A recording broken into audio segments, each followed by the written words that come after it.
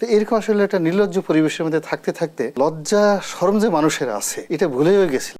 টেলিভিশনে টকশো কিংবা সামাজিক মাধ্যমে লাখো মানুষের সামনে কথা বলেন দেশের পরিচিত সিনিয়র সাংবাদিক, রাজনৈতিক বিশ্লেষক ও কলামিস্টরা।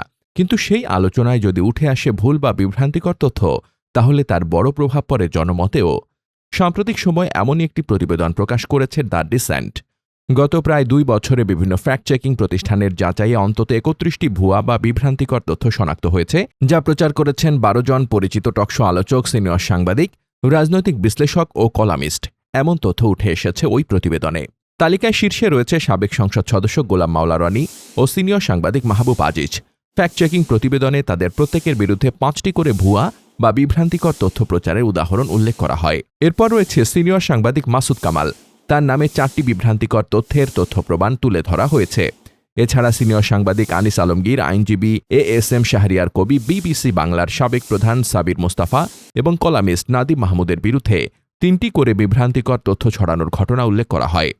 প্রতিবেদনটিতে আরও বলা হয়, মাহবুব কামাল, ডাক্তার আব্দুল নূর তুষার, নীলুফার চৌধুরী মনি, রেজাউল করিম রনি এবং শামীম হায়দার পাটোয়ারি তাদের বক্তব্যেও অন্তত একবার করে অসত্য তথ্য প্রকাশ করেছে।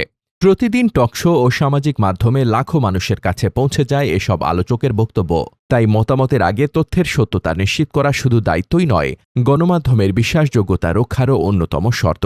আর সেই কারণেই যে কোনো তথ্য বিশ্বাস করার আগে নির্ভরযোগ্য সূত্র যাচাই করা উচিত।